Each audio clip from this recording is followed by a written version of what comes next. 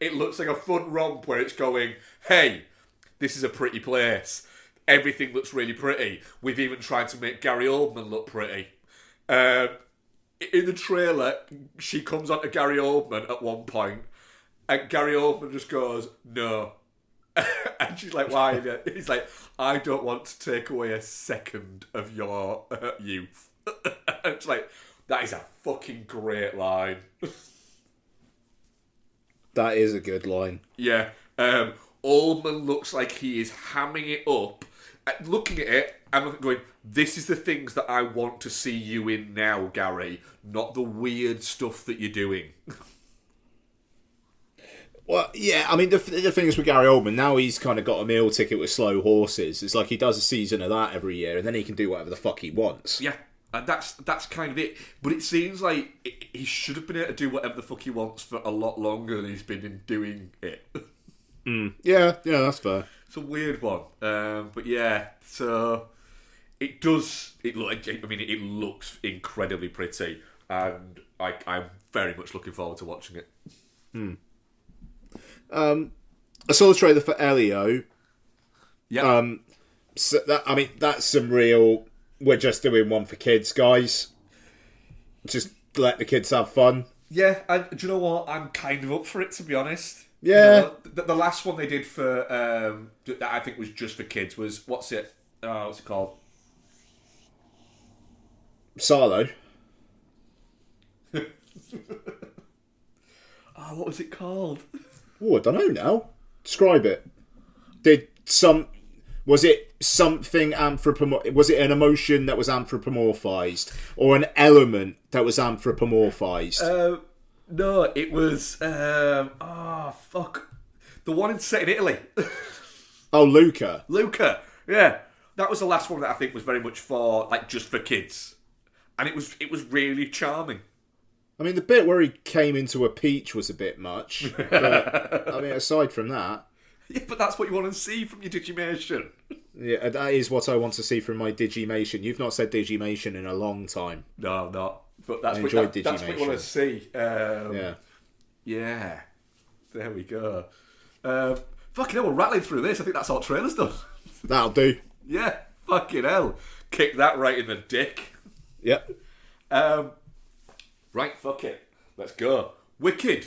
Or Wicked Part 1, which they've managed to keep a real fucking secret when they've been doing all the marketing for that motherfucker. Mm-hmm. To be fair, I will just say a lot of people criticising that and is this just being normalised now? Fuck you. If you liked Dune and didn't criticise that, you can't criticise this. Yep. Fuck off. Yeah, completely agree with you on that one. Yeah. So, who was it directed by? John M. Chu, and stars Cynthia Erivo, Ariana Grande, who else turns up? Jeff Goldblum turns up, Michelle Yeoh is there, there's other people that I recognise but don't know their names. And what is the story of? Right, I have tried saying her name, I've practised it so many times, but for some reason it will not come out of my brain. But Cynthia Erivo, a misunderstood young woman because of her green skin, and Galinda, a popular girl, become friends at Shiz University. Fucking hell. Shiz University sounds like the university Snoop would run. In the land of Oz. After an encounter with a wonderful Wizard of Oz, their friendship reaches a crossroads. I mean, it sounds like a fucking Barbie movie when you say it like that. Yeah. It sounds like it's made for 5-year-olds. Yep. It's based on the musical and not, which is based on the book. So it is not based on the book, which is kind of about racism. It's based on the musical, which is kind of about songs. Ian, Wicked.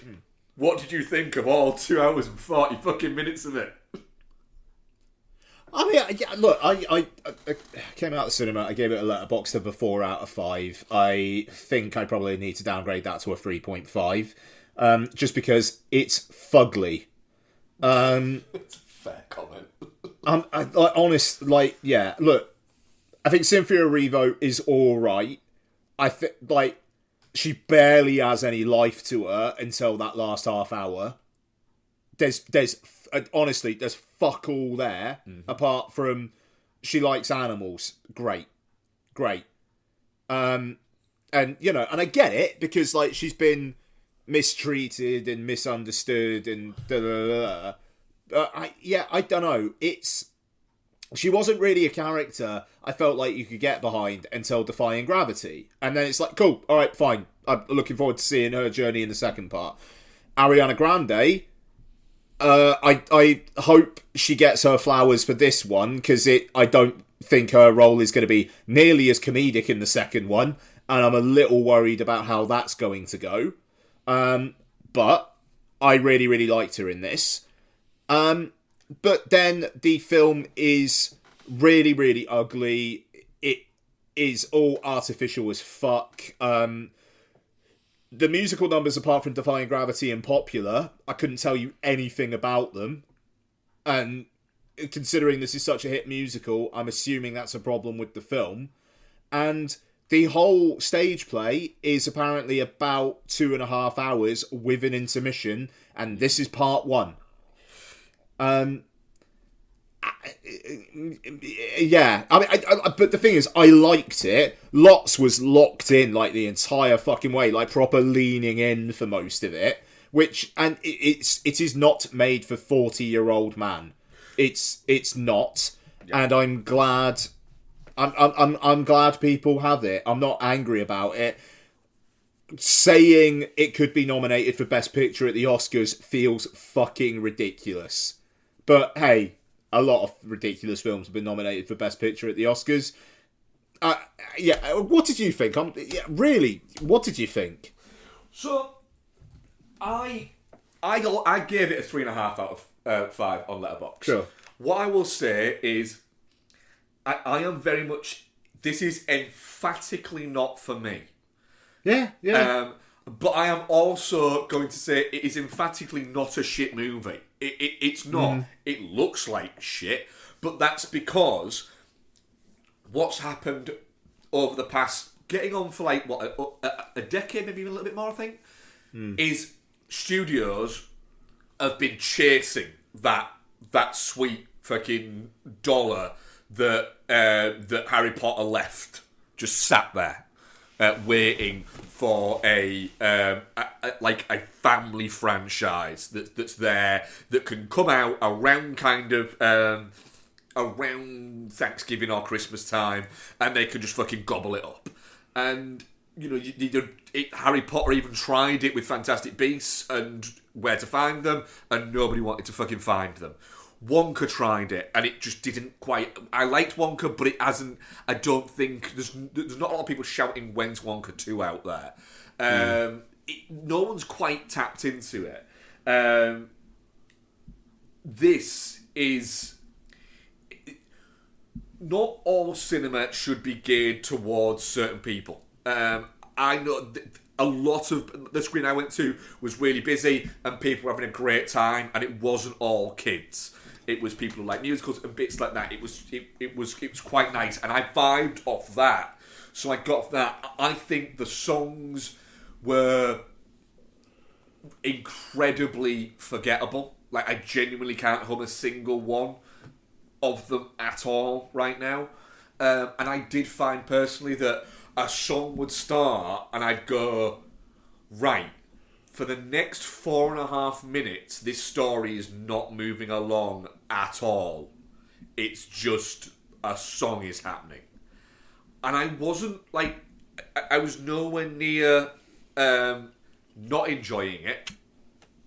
But I think that was helped by the fact that a lot of people in my audience had clearly seen either the musical or the musical that is... Cause I'm fairly certain it's available on Disney, isn't it? The musical. What was it? I think so, yeah. So people had watched it. People knew the songs. And although there wasn't a lot of singing, a lot of people were visibly reacting to it. And I was thinking, do you know what? This is nice. It's a busy screening and everyone's having a great time. So I'm fine with that. Yeah, Ariva, I agree with you. I don't think it's low energy. I just don't think she really does anything other than just looks a little bit fucking moody. But I like Grande.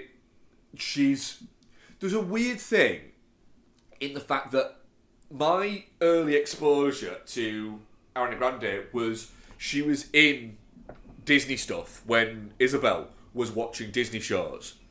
And she, at that point, before she became pop star Ariana Grande, she was very good at poking fun at herself.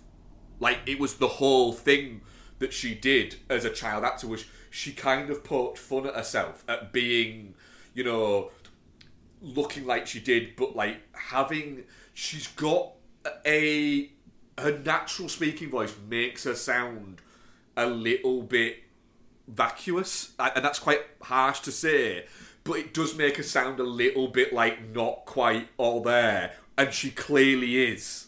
She's clearly quite a smart girl.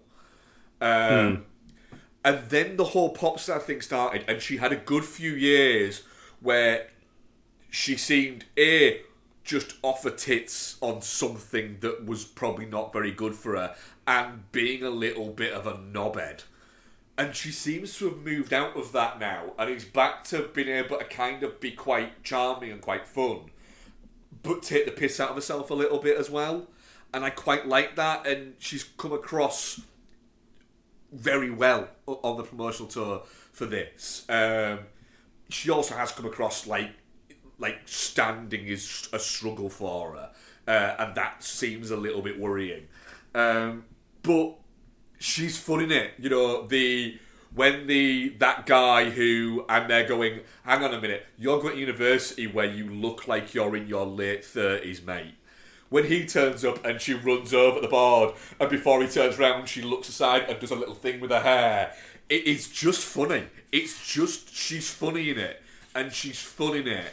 And her character is a spoilt brat. But there doesn't seem like there's an actual kind of meanness to her. There's even a line, I think, where she actually says, something strange just happened. I didn't get my own way. But it's not in a, like, fucking stamping her feet way. It's weird to her. It's, the innocence of her. I've never experienced something like that before. And yeah, like you say, not angry, just like, oh, that's odd. Yeah. And then just kind of getting on with it. Like, that's quite well done. That's it. And kind of like, there's almost like a journey she goes on that. But she doesn't seem to come out of it that different. But there's almost like she's trying to ground Cynthia Erivo's character of, you know, some people are just inherently good. They might seem like they're not, but it's actually not. It's their innocence and their goodness that is causing this. And there's an element of that. Even the we don't fucking like each other song. She's not been a dick to her. The only moment where I think she is a little bit of a dick is the bit with the remaining animal teacher, where she's been a bit of a dick because the fucking goat can't pronounce her name. And she keeps going, it's actually Glinda, it's not that difficult. And it's like, there's almost an element of, that doesn't marry up to the rest of her. That just, it didn't feel quite right there. And it felt like she had to be a bit of a dick to pull Cynthia Erivo in a certain way that you kind of like, you went on her journey there. But again, it's, by the end of it, my brain was going, so this is an origin story about how we got the frickin' flying monkeys. I'm all for that. Yeah, no, quite. And forgive me, I've been a little bit distracted. Ariana Grande is going out with and apparently had an affair with the guy who plays the Munchkin. Yeah, she did. In this. Yeah, she fully made him leave his family. And family. Mm-hmm. And she divorced her husband. Yeah. The Munchkin guy. Yeah. Who I thought was that fucking that kind of like Weasley little fucker who I think he might have been in Silicon Valley, and he's been. Oh god, I'm gonna find him, and I just thought it was him. Hopefully, people will know who I mean. Sorry, that's just blown my mind. Yeah, it's wild, isn't it? That is some fucking. I mean, horrible that he left his family. I hope everybody's okay. But my God, is he punching above his weight? Oh, absolutely! Holy fucking shit! He is 100% going. This is a. She will work this out. I think she's very tired from filming and just needs a hug and a foot rub, and I am all for it. It's wild, isn't it? The Munchkin guy. Yep. The fact that we can't even remember his name. You've got... Like Bok or something like that. Sure. Ariana Grande is Ariana Grande. Yep. He was cast as a Munchkin. Yep. Yep. Fair play. Wild, isn't it? Yep. But yeah, no, I mean, the thing, it's doing enough to get you interested in the second part. That's it. I was... Right, it can sound really contradictory. I don't think at any point I was bored, but by the end of it, I was going, could you please finish now? But not because I was bored, just because I kind of felt like you need to finish now, otherwise I feel like you might never finish. Yeah, yeah. I mean, because like the wizard is evil. Michelle Yeoh's in on it. We fucking know. We know. And then it keeps going. And you're there going, just stop. Do that second Hobbit movie and just cut halfway through a scene. And Lottie actually made a really good point, and it might be something that's resolved in the second one, but she was just like, the prince didn't need to be there at all. Nope. Nah. Nope. No, he didn't. He didn't at all. He added nothing. Really nothing. I'm wondering if in the second part, Ariana Grande's feeling bad, and then she catches Elphaba with him or something, and that's going to be the inciting, okay, she's fully gone over to the Wicked Witch's dead side. I mean, but the thing, like, I am interested now, knowing nothing about Wicked, how the fuck this is going to resolve in a way that makes the Wizard of Oz work as a text in connection to it. Well, I spoke to Bex, because Bex read the book and is a big fan of the book, and said, right. She's like, right, where does it end? And I told her, she's like, how's that part one? I was like, I don't know. What did you think to Goldblum? He's being fucking Goldblum. Like, he's Jeff Goldblum as Jeff Goldblum. Do you think he's almost not even like Jeff Goldblum as Jeff Goldblum? He's almost like Jeff Goldblum as what you think is Jeff Goldbluming. As Jeff Goldblum in a 5-minute long YouTube video about his favourite English snacks. Yeah. It's just... Because I said to Bex, I'm just a little bit over Jeff Goldblum. It's like, you are the only person in the world that doesn't like Jeff Goldblum. I'm like, but it's just... I like Jeff Goldblum. I'm just... You could lift his performance out of this, drop it into whichever fucking Thor movie it was, and it's the same.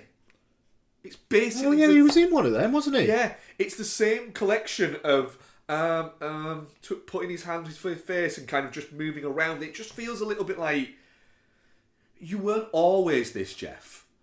Yeah. But I mean, like, playing the kind of like the shyster, you know, sure. Yeah. I don't know, man. It's just like the further away I get from it, it's definitely not shit. And I needed that because I've been quite mingy lately on the show about films, and I think this is all right. it's all right, and it's obviously finding an audience, and I think that's great. And hey, Ariana Grande Best Supporting Actress nomination, why not? Yeah, there's an element of why not. What I will say is I absolutely agree in the fact that it looks like shit. Not one scene was shot on a location. No. Surely, I would be stunned. The thing is, there's an opening shot, right, that goes over a field, right? Uh-huh. And I'm looking at it going, there are fields that you could shoot and then just impose those guys into the field. Yeah. Why do you're basically artificially creating something that is probably more difficult to do than to just film a freaking field. And you are palpably aware and looking at it and going, none of that is real. Mm. You can't trick the eye. And the problem is that there's no depth to these things. They all have the same kind of patina, and it's so light as well. Everything's so bright on it that you're looking at going, it feels like you've turned the brightness up too much on the world. And please stop with whatever thing it is you're using to shoot these. Just stop and just film something outside at some point. Actually outside, not fake outside. Yeah. It feels airless. That's the thing. Yeah. It's shot in scope, and it's supposed to look big, and it just felt small. Yeah, but the thing is, and I'm going to hark back to them. The thing that I was thinking throughout it was, holy fuck, I can see why people go back and watch the Harry Potter movies every Christmas.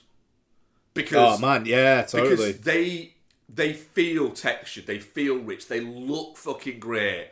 They don't look a little bit like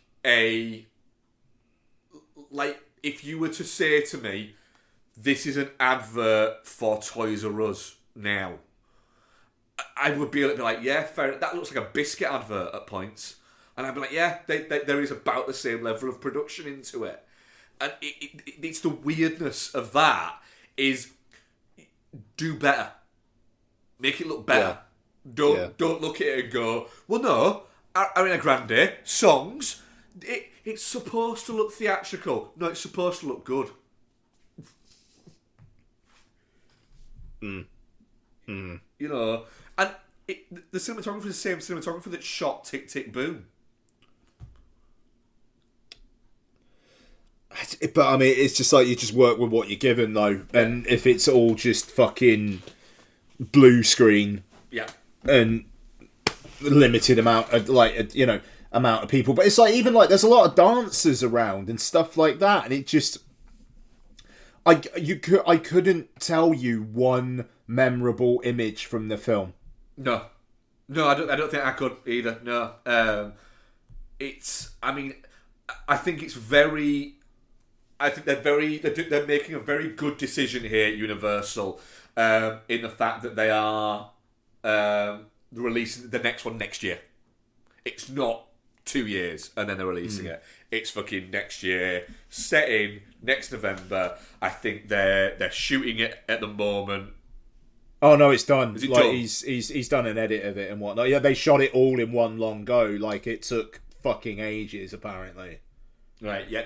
I just think that's a good idea, because you don't need the air to go out this balloon, and people loved it, and I think it's great that people loved it, and the fact that it's going to do really well, and in a couple of weeks' time they're going to release a sing-along version for people, and people will go back to that, and that's how you get people back for that sweet repeat money. Fucking have at it, because I know people who have said to me, The only problem is I wanted to sing along and I couldn't, and I've had to say that there will be sing-along versions coming out soon.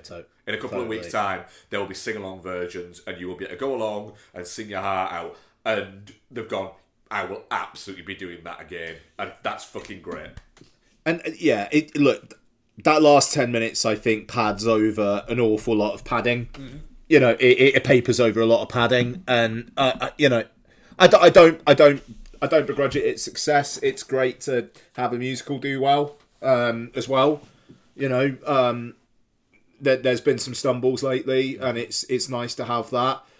But again, like I say, it's the fact that it's like really, really in the Best Picture race. I'm sure is absolutely thrilling for Deadline and the Hollywood Reporter, because they can write wicked stories that will get clicks every day for the next 4 months. But that's the thing. I mean, it almost feels like that's just that kind of talk is just feeding the Hollywood machine, as opposed to does it actually deserve it? It's one of those where because we can have up to 10 nominations now, this can be one of them. And it's like, that's fine. But, yeah. There's an element of... I am, like I say, I'm very much, emphatically not for me, but emphatically definitely not shit. But I'm also a little bit like, come on, though. It's easy now. Calm down. Yeah. But it's calmed down on both sides. Like, the people who are like, this is the death of cinema because it's all IP, calm down. It needs to be in the Best Picture conversation, calm down. I'm glad it's making money. A lot of films are making money at the moment, it seems, so that's great. And the thing is, because I read a thing about that, someone saying, this is just absolutely typical of the modern time. It's just all got to be based around, say, IPs and noticeable things. I was like, nah, fuck off. This was going to happen at some point. I'm surprised it took them this long, and it's only because the technology needed to catch up. You know, the idea, Wicked. The book is 30 years old next year, and sure. the musical's been going a long time. I don't feel like this is a cash in. I feel like this is we can now make this movie. Yeah, for sure. Yeah, I'm definitely not shit. Yeah, definitely not shit. I'm glad it exists. I'm glad the people who enjoyed it really enjoyed it. And I will go and watch part 2. Happily. Mm-hmm. Yeah, same. Yeah. A weird reaction, but I did enjoy it. But let's have a look what our audience poll was. I don't think people have been as generous as we have been. Definite shit 25%, touching cloth 25%, and shit 50%. Sure. Fair enough. Yep. Ian. Yo. What have you been up to? Okay, so got a few things here. I've got 2 things here. I will say, we're an episode away from finishing Rivals. How's it going? Oh, mate, absolute fucking trash. It's great. Is it good? Is it fun trash? Oh, it is very, very fun. It's... Yeah. How long are the episodes? I mean, to be fair, they're like an hour or so, and it's 8 episodes. Like, they're chunky.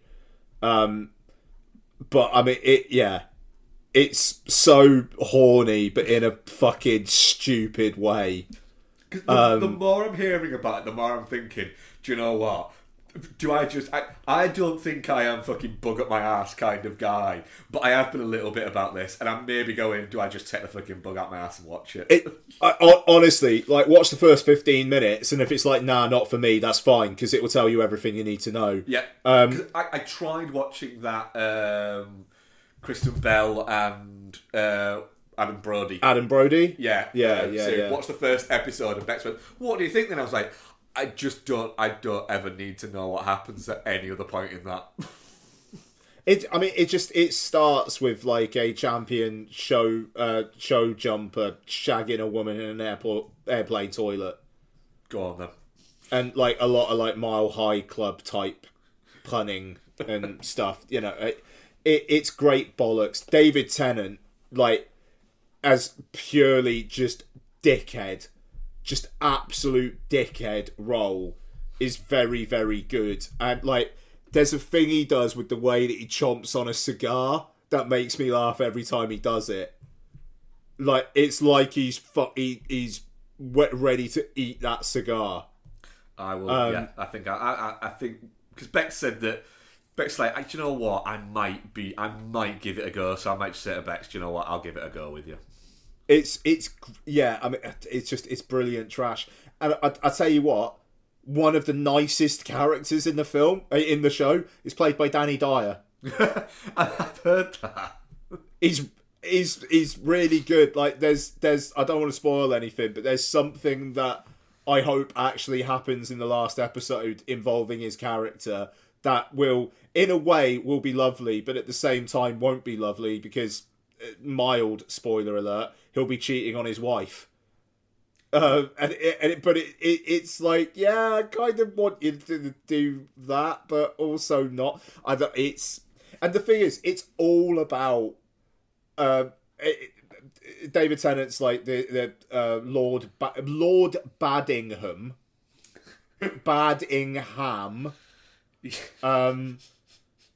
of the county of Rutshire, and it's basically about control of a local ITV affiliate.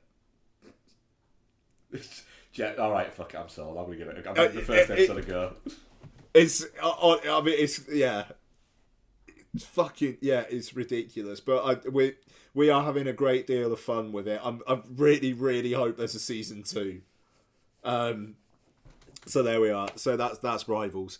Okay, but in terms of movies, a couple of things. Re-watched Nightmare Before Christmas to kind of ease ourselves into Christmas films. Jack Skellington would get it. What a guy. We watch it like every year. Sorry? I haven't watched it in ages. Oh, mate, we watch it like every year now. Like, lots enjoys it. It's only like an hour and 20 minutes long, so we can hold her attention. Even though, to be fair, Wicked held her attention, so, you know. Yeah. But yeah, then my other one. So, you know, after Hot Frosty, you know, we enjoyed Hot Frosty. Watched the kind of like the next big, in quotes, Netflix Christmas film, The Merry Gentleman. Which, so stars Britt Robertson. And I was like, I know that name. I know that fucking name. And she's the girl in Tomorrowland. Oh, yeah. Who, like, I can't claim to have noticed her in, like, anything in the last 10 years. And now she's the female lead in a Netflix rom-com. Cool. Okay, fine. So, she is a dancer on Broadway who gets let go because she's getting too old, who goes back to her small town. Her parents own a bar/venue, which is under threat of closure. Their handyman is played by Chad Michael Murray. And is this a documentary? Nice. Okay, that's good. Sorry, that's good. That's put me off. And yeah, so Chad Michael Murray's like, hey, city girl, you're a city girl, and I'm only into women who haven't been in the big city. And she's like, yeah, well, I'm gonna put on a Magic Mike light show to save my parents' bar. Fancy joining it? Yeah, I do, because I love your parents, so cool, let's do it. And it's basically an hour and a half of him negging her. And then, that seems like the sort of thing a person called Chad Michael Murray would do. Yeah, quite. I thought the thing that really grabbed my interest was at the end. It said someone was Maxwell Caulfield was in this. I was like, no fucking way, not that Maxwell Caulfield. I looked it up and it was. So there is an older man who joins the Magic Mike-esque strip review, played by Maxwell Caulfield, who was the male lead in Grease 2. And is Rex Manning in Empire Records. Empire Records, yeah. And here he is as the old guy who also does a bit of the stripping. And how the mighty have fallen. I mean, lead guy in Grease 2 to that, I think that is literally like stumbling on a step. Yeah, no, quite. I mean, apparently he was an arsehole back in the day. Might still be, who knows.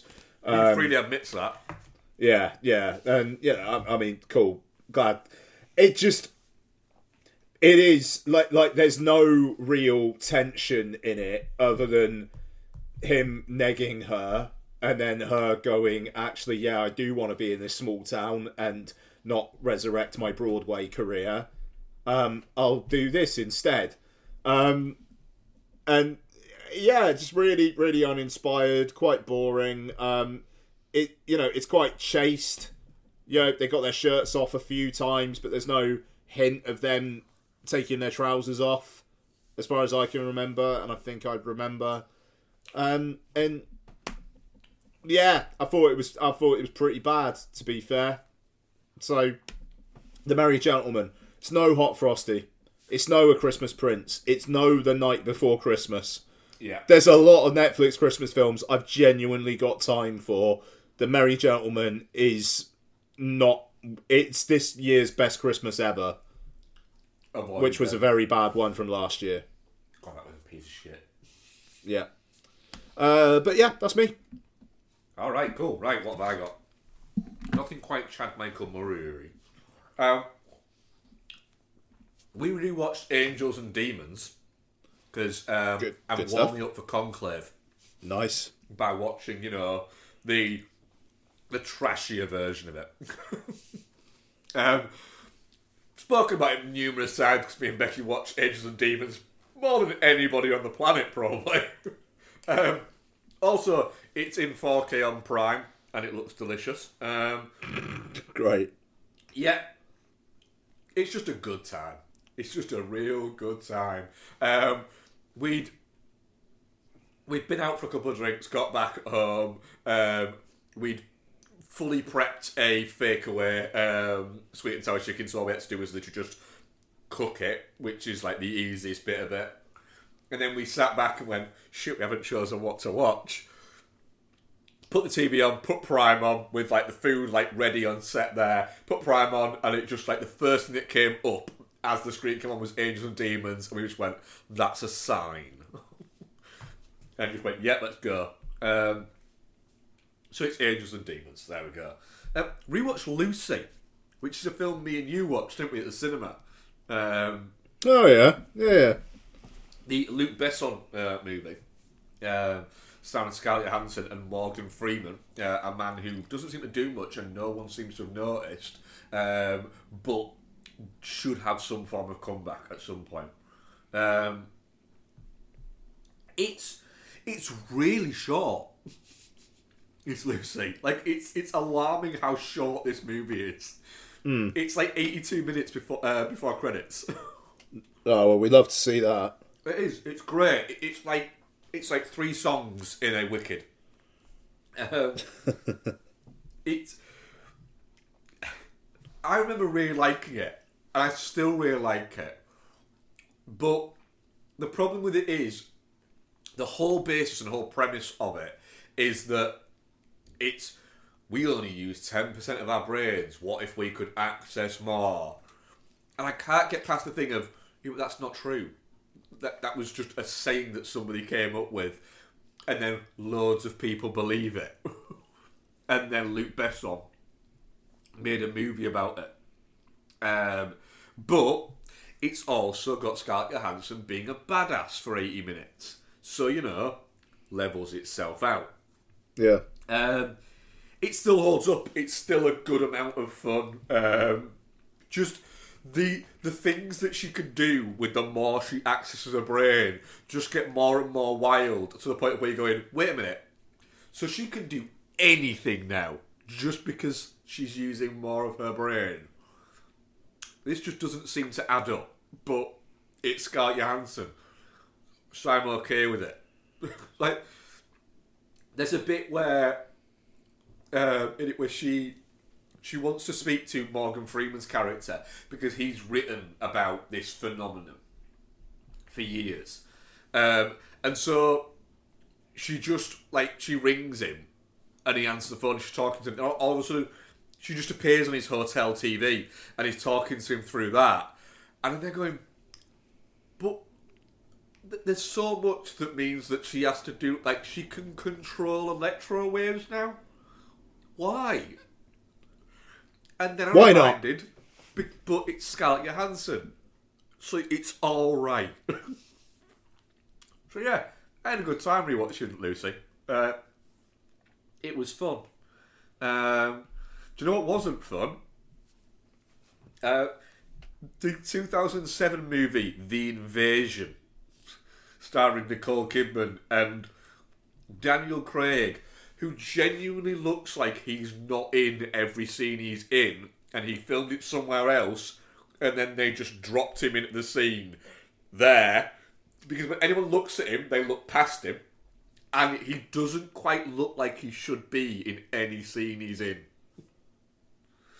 It's really distracting. Have you ever seen Invasion?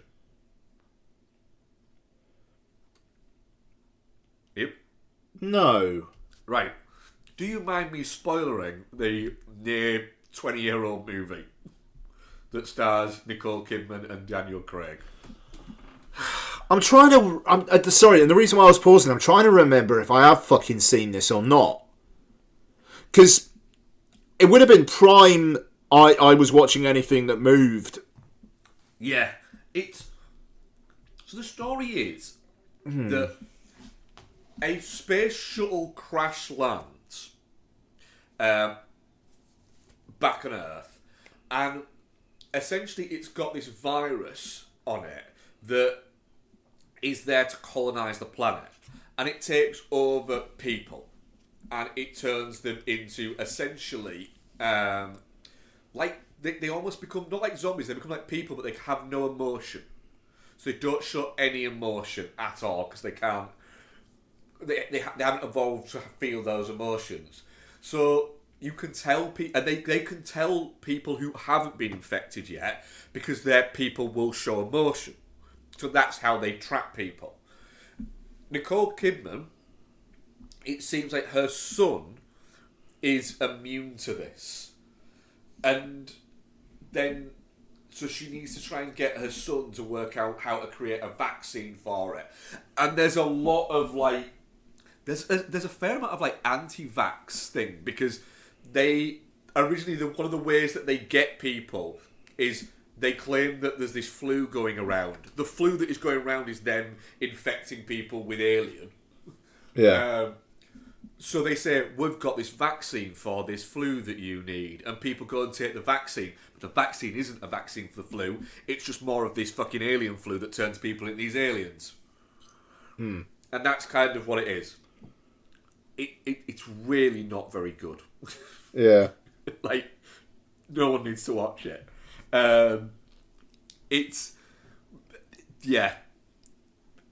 No, bad movie. Go away. Right, gonna go non-spoilery on this because it's from this year. But I watched Greedy People, which stars Himesh Patel, Lily James, Joseph Gordon-Levitt, Simon Rex and Joey Lauren Adams are in there as well. So quick bit, story is, and this is all in the trailer, Himesh Patel has moved to Providence with his wife, Lily James. She's heavily pregnant.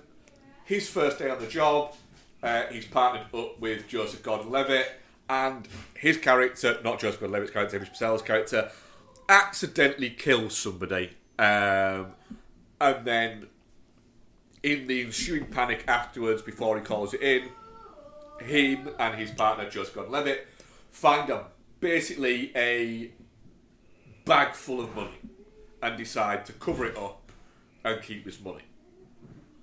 And then things happen going throughout it, you know, that this happens and this happens and this happens to try and keep this money, right? So, the film started and I went, oh, this is very Coen-y, with the soundtrack and the way that it starts. And then it's bouncing through and I'm going, oh, this is very Coen-y. Like, it's intentionally Coen-y. And I think that often doesn't work, does it? When people try and sort of ape something else. Especially something as kind of refined and as nuanced and as singular. It's like when people try and make something Lynchian or something Malickian. Or Kubrickian or anything like that. Then Tim Blake Nelson turned up and I was like, fucking hell, wow. Wow, you are really going for the Coen-y bit of this. And do you know what? It lands it. Like, it really lands. Like, I'm watching it going, right, okay, I'm really enjoying this. And I think that this actually might be really good. And not just Mark thinks this is really good. Like, this might be really good as in if you told me that at the end of this, like, the director, Potsy Ponichirol, like, pulled the mask off and it was like, holy shit, it's the Coen brothers. I wouldn't be surprised. This is more what the Coen brothers should be making now than what each of the Coen brothers have made in the past few years. It's... Oh, two. Sorry.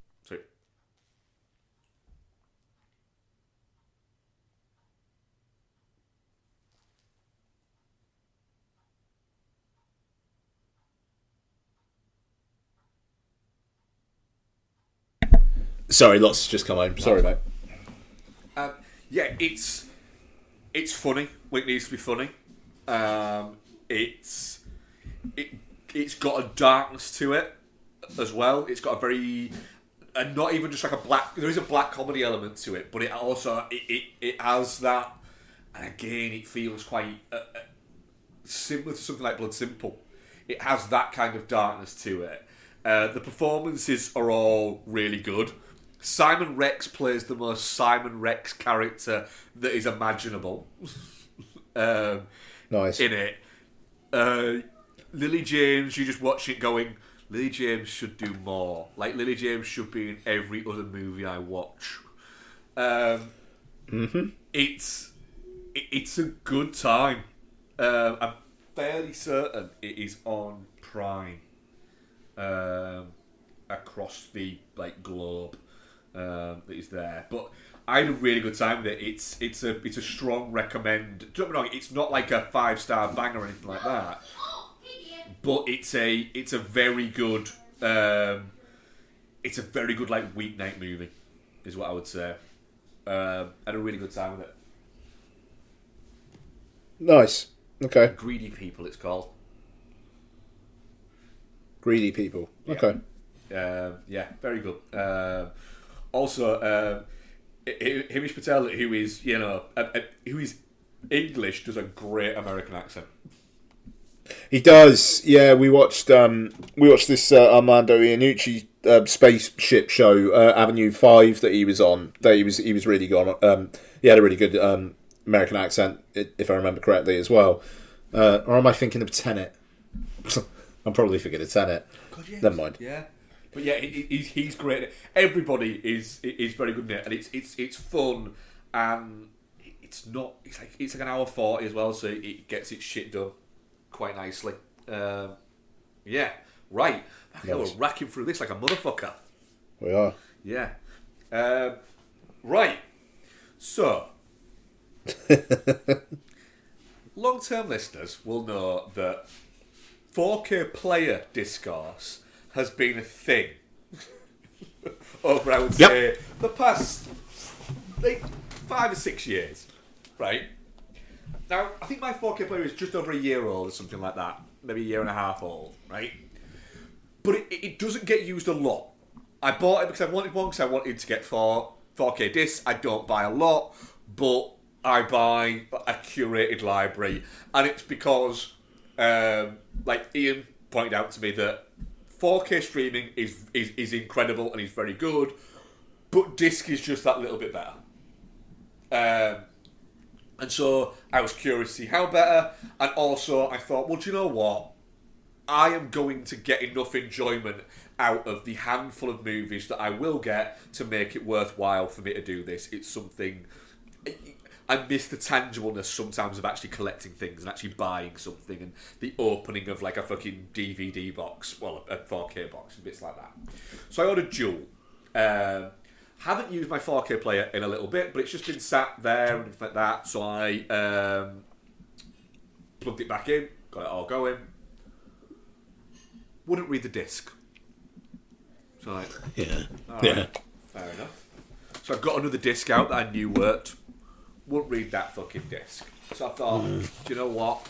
Do you know what I haven't done? I haven't watched anything on this since I changed internet providers. Maybe it needs a software update.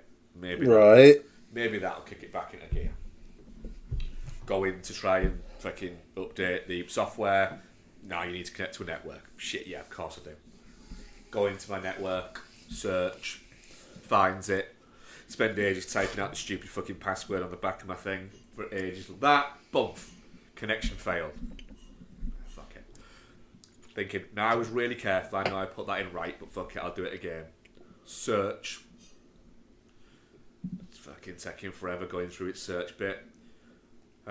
Your router has a WPS on it. No, it doesn't. Right, fuck it. Go back. Search. Wouldn't find anything. Like, at all. Would not find any networks at all. So they went, right, fucking hell. Turned it off. Turned it back on again. Still won't fucking do it. Turned it off. Turned it back on again. Still won't fucking do it. Got pissed off. Unplugged it. Waited 30 seconds because I thought, fuck it, I'm doing this. I'm going to do everything I can to see if it will work, and then I'm going to smash it to pieces. Plugged it back in, turned it back on, went to go and search for the network connection, wouldn't find it. Turned it off, thought, right, don't smash it to pieces, just get in touch with Samsung and go from there. Why is it saying fucking disc there now? Why is it saying that Duel's in it? What is going on? Pressed it, loaded it straight away. Yeah. Apart from, every so often, it'd lose sound for like literally a second. And I was just like, why is the build quality of these things so bad? And it is, it's a thing, isn't it? It's just a thing that the build quality on 4K players, unless you are going to pay like £600-700, which, why the fuck would you, is crap. The best 4K player I've ever owned is my PlayStation 5. Yeah. It works. And the thing is, there's something though, isn't there, with that? It isn't Atmos or something like that. What? There's something with the 4K player on it. It doesn't have Dolby Vision. That's it. Doesn't have Dolby Vision. Yeah.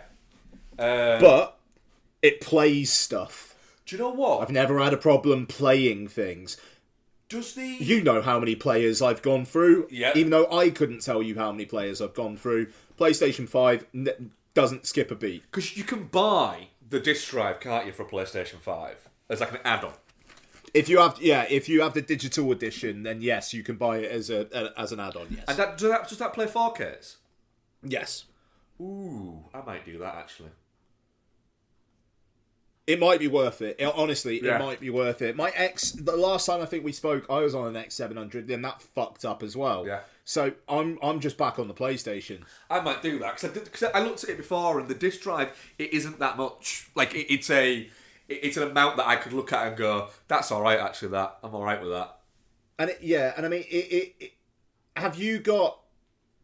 Even though you've got the PS5 digital, the original fat PS5 digital, I don't know whether you can get a disc drive for that or whether it's got to be the PS5 Slim. I think they do one for the big boy because I looked into it before I got the digital one just in case. Okay. I did look into that, so I might be able to pick one up off eBay or something for a fairly reasonable price.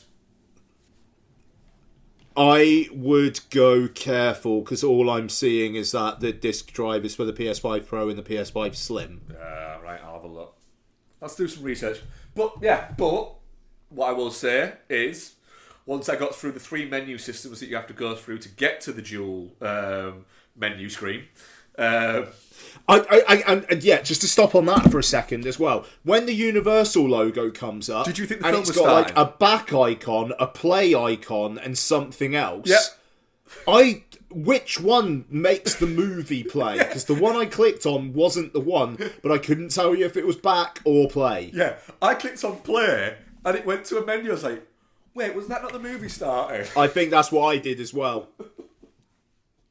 Because apparently play doesn't mean movie start. No, it doesn't. Apparently it means go to the menu. Yeah. Before we... go on, sorry. And then I hit play and it basically went...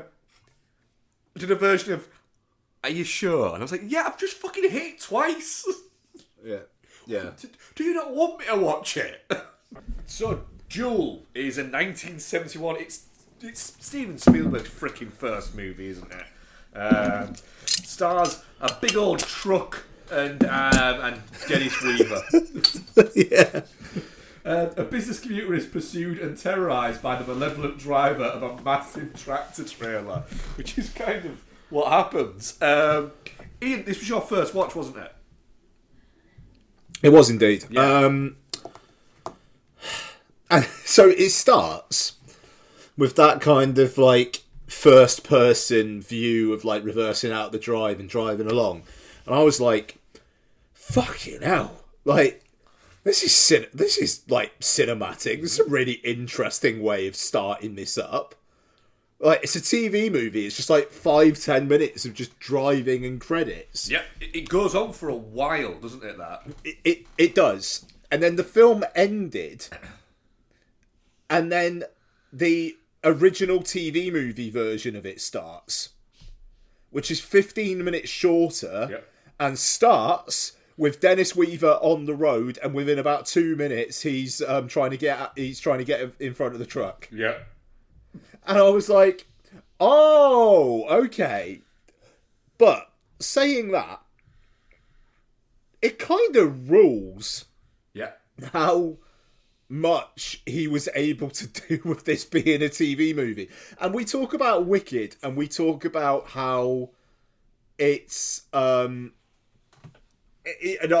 just unreal it seems. And that film, I think the two parts combined are like $300 million or something. And you got Duel, that was a TV movie made over 50 years ago. And it's more cinematic than Wicked. Yep. It's wild. Yeah. Yeah, man. Yeah, this blew my socks off. I thought it was great. I mean, I actually think it's really under talked about in Spielberg's filmography. It's really tense. Like the whole kind of like it's about manhood is like sledgehammer to smash a walnut, but that's absolutely fine. And I was gripped, and then the ending. He's like, yeah, the truck's gone. Fuck, now I'm just sat out here. It's great. Yeah, brilliant film. 5 out of 5, absolute banger. It is, and the thing is, you like you said, you're watching it. I think now, when you go back to, I think I have a hazy memory. I know I've watched it on DVD, but I'm fairly certain that Duel's first release in the UK... No, sorry. The first time that you could get it in the UK was via importing the Laserdisc of Jaws, and it was one of the features on that, because Laserdisc had features. Oh, wow. And that was the first time I saw it, was on Laserdisc. But it was a proper, like, pan and scan Laserdisc onto a Laserdisc. And it was the theatrical version, not the TV movie version. And it was a Laserdisc, like, in the mid-90s. And I've since watched it on... I've got it on DVD upstairs in the loft there. And I've always kind of said, and very much not trying to be like fucking hipster about it, that it's not Steven Spielberg's best film, but it's probably one of my favourite Spielberg films. It's neck and neck between this and Jaws, probably, just because Jaws is fucking great. But it's also mad, like, how influential this is, because the opening of it is it's the opening credits to Death Proof, and the opening credits to this. It's this came out the same year as Vanishing Point, and so it was a big deal movie in a weird way, on like a cult level, in the sense that it was a TV movie, but like the version that kind of ended up making its way theatrical would be playing like midnight theatres and things like that. And you can see where like a lot of people have picked from it. Like you look at something like this, there's no breakdown in the 90s. That is directly lifted from this. And plus things like the whole, right, do we use the open spaces that are driven down as a backdrop to all these movies? So even things like The Hitcher, it lends a lot to this in terms of for setting, etc., and bits like that. But it's really good in the fact that he barely interacts with anybody, but then you have this narration like of his internal monologue that is going on. Yeah. And you just go, you don't even really like him, but you are also kind of rooting for him. Yeah. Yeah. Because I am, you're rooting for him, but because he's just a guy. Yeah. It's just a guy who is trying to get to a client at work, and there's that kind of telling thing where like he's on the phone with his wife, which interestingly is not in the TV movie version, where she's like, he practically tried to rape me last night, and it's like, whoa, all right, and that really reinforces that whole, this is about him standing up for himself and being a man and blah, blah, blah. Yeah. And again, I think the bus scene was added for the theatrical cut as well, and that's obviously a big thing. Even though it was a shame, because when the bus driver was like, "What truck?" Yeah, I was a bit like, "Oh, please tell me it's all in his head." Because it's like until that point. No. I'll back out of that. The gas station attendant's like, yeah, all right, I'll be with you in a minute. But I like that whole. It's almost like he's against himself. But then by the end, it's also pointless, because now you're just sat there and you don't have a car. Yeah. Yeah. He's both won and lost at the same time. Yeah. Yeah. But yeah, it's just.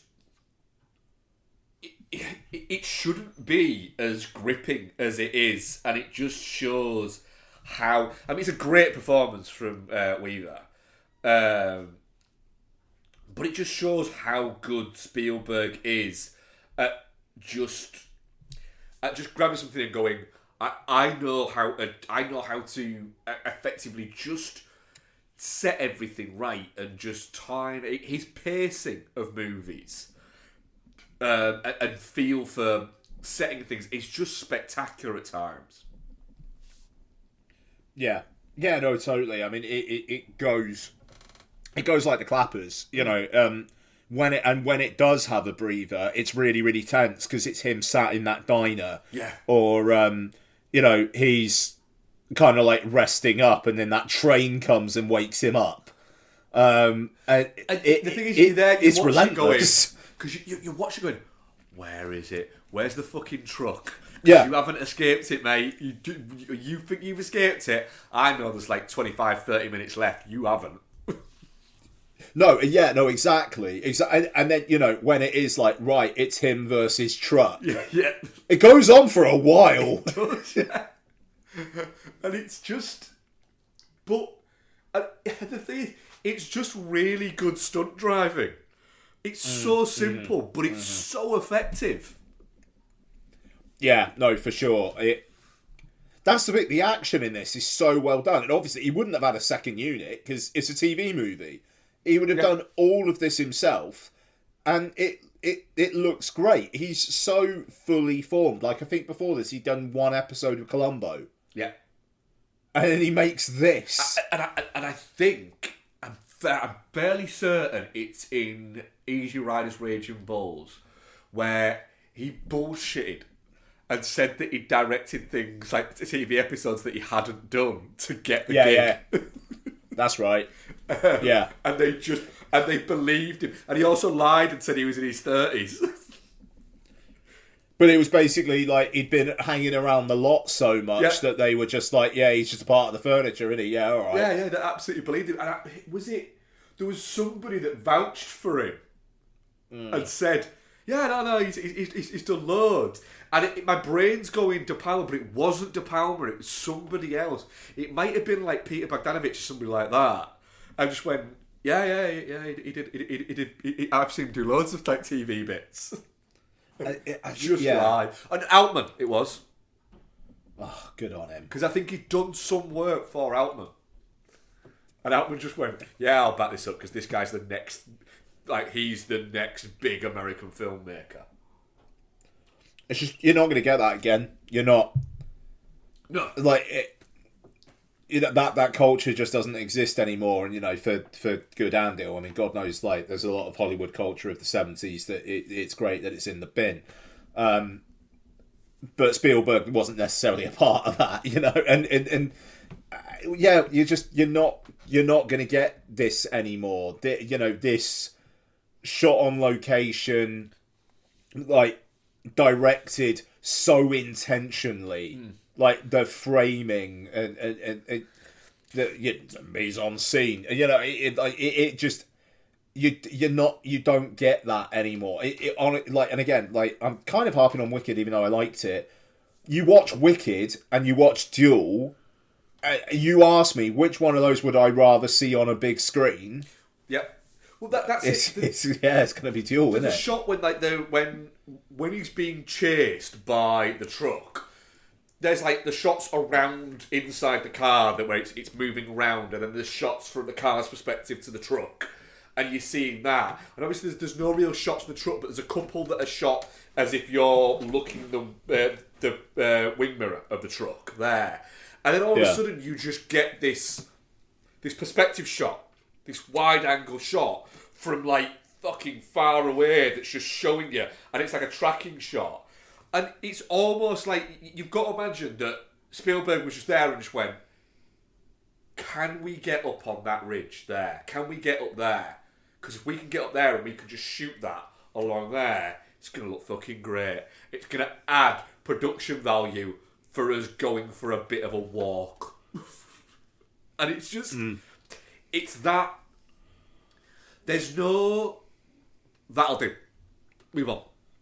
Yeah. It's a... No, there is no that'll do. It is... I do...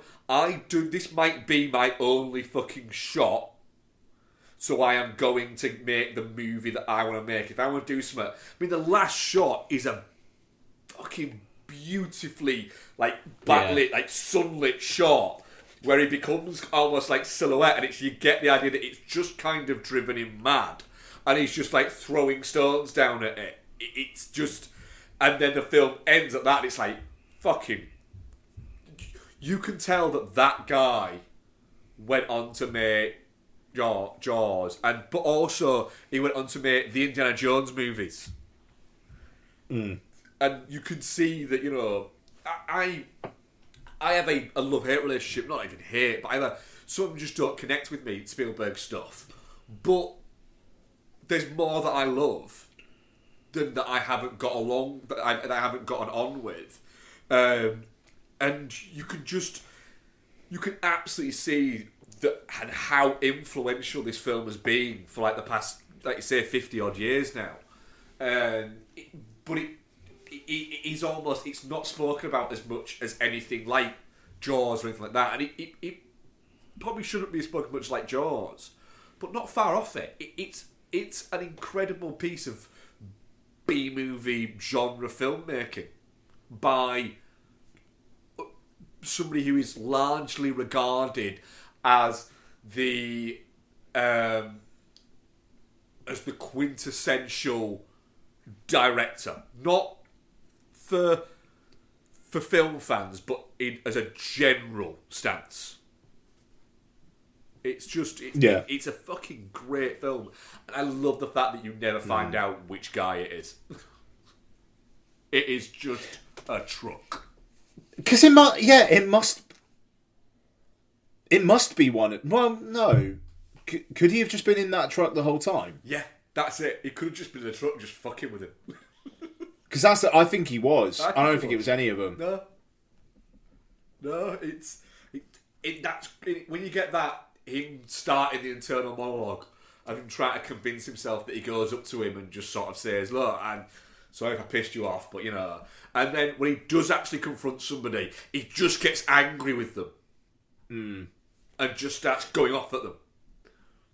I just love the way he slaps that sandwich out of the guy's hand. And that guy's so fucking angry because he slapped the sandwich out of his hand. Yeah, and literally says to the guy who, and I even like the reaction of the guy who owns the diner, the cafe thing.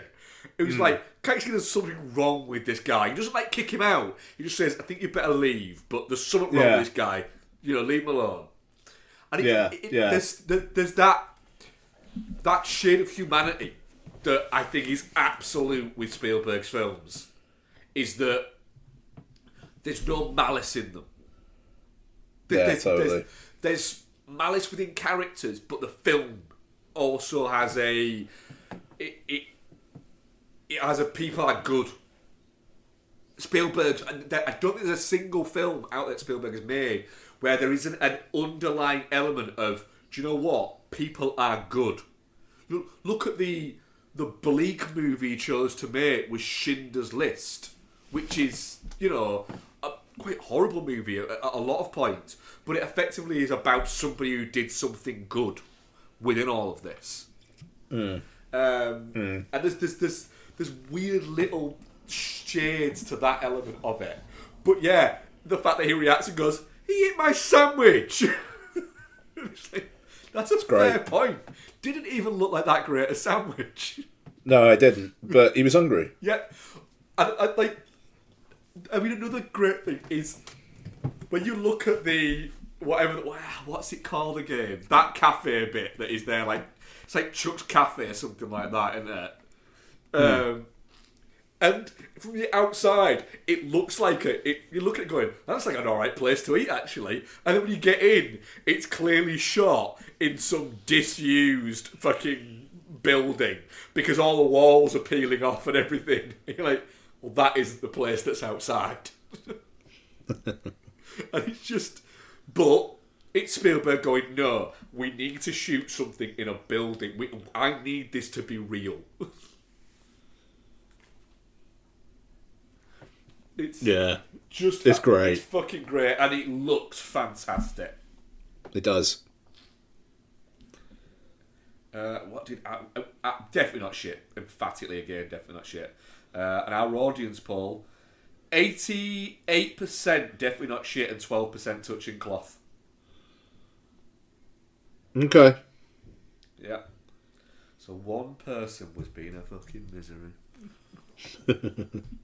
Yeah, I picked up the 4K for $13.99, and I'm very happy with that. Yeah, it looks great, and it's got an Atmos soundtrack, for fuck's sake. Yeah, which sounded fucking great. Yeah, the revs on that truck sound fucking brilliant. Yeah, totally. Nice one. Duel, what a film. Yeah, we have got a couple of questions. So, Rick Kidd. Hi folks, inspired by current weather, what are your favourite snowbound movies? The Thing, fuck's sake. Yeah. Like, come on. Yeah. Sorry, Rick. I know that's a really unoriginal answer, but I mean, the thing has to be up there. I'm going to put the Grey in there as well. Oh, the Grey, yeah. Night Owl. Brilliant. Yeah. Sorry. I said that just because, Liam Neeson in the poster for the Grey looks like an owl. That's all. What else have we got? I mean, I really like The Day After Tomorrow. Sure. Hateful Eight, that's a good bit in snow, doesn't it? Oh, Hateful Eight's not bad. A Simple Plan, which I believe is getting an Arrow release. Yeah, Arrow's doing a 4K of that, aren't they? Yeah. I like A Simple Plan. Good episode of Blank Check with Kevin Smith talking about Simple Plan. I'm going to give that a listen. I do like a snow movie. I do like a weather movie, and I do like a snow movie. I mean, if we're talking icy, Cool Runnings. Cool Runnings is good. Cool Runnings is a good movie. Cool Runnings is a good movie. It's a lovely movie, and Doug is a great name. Cool Runnings is one of the movies that I had on VHS, so I've seen it a fucking lot. Right. Nice. Dylan. This is a great question. It's been confirmed Mark is the idiot. What are the other two of you? No, we need to save that for when Becky's here. Come on. I think we do, yeah. That's a great question. What are the other two of you? The thing is, I kind of want Becky to define it as well. She can call herself whatever she wants. It's fine. It's just pick me, do me. What's my name? Yeah. Yeah. Well, have a think about it, Mark, and you think of one as well. I'll try and think of something for you. Well, try and think of something for Becky. Sorry. Yeah. Oh, fuck. Shit. That's good. What are we covering Dylan, next week? Sorry, mate. That's great. It's just Becky's not here. We definitely will pick that back up next week, then. Good. Yeah. What are we covering next week, Ian? Oh, next week, yeah. Okay, so we're going to talk about Conclave, because we all like a papal thriller around here, as Mark said earlier on. I am genuinely excited about that. Yeah. Somebody mentioned it to me in the queue for the bar when we went to see Point Break, and there was a quiz beforehand, and a woman behind me just said, "Oh, what are you here to see?" And I was like, "Oh, I'm seeing Point Break." You, and she was like, there was a cinema experience thing, but it was about the Chelsea Flower Show. I was like, all right, yeah, I don't come to the cinema much, but I'll be coming to see that Pope one. I was like, Conclave, me too. I was like, that was random. Nice. So yeah, Conclave. And is there something else out? I mean, Moana 2's out, but you don't have to watch it. Yeah, I'm not gonna. No. Yeah. I know what it is. What? That Jack Black Santa one. Oh shit! Is that on Paramount Plus? It is. It's Oh, it's baby. tonight. Oh baby. Yeah. All right. We will do Dear Santa, I think it's called. Yes, that's it. Yeah. Okay. Yeah. We will 100% be doing Dear Santa and Conclave. Yeah. What a double bill. What a doorbell. Yeah. Right, that is the end of our show. It's been a short one this week. You get some chunky boys off us, so we're not going to feel too bad. But yeah. To be honest, I was thinking for a minute, was it going to be barely over an hour? So we got to an hour and a half. I'm all right with that. Yeah, we're all right with that. So thank you very much for listening, guys. Thank you very much, Ian. Fuck you, Jason. Fuck you, Jason. And we will be back next week with some fucking salty popes and Jack Blacker's Santa. Great. Fucking God. Time to watch football. Yep. Bye. Bye.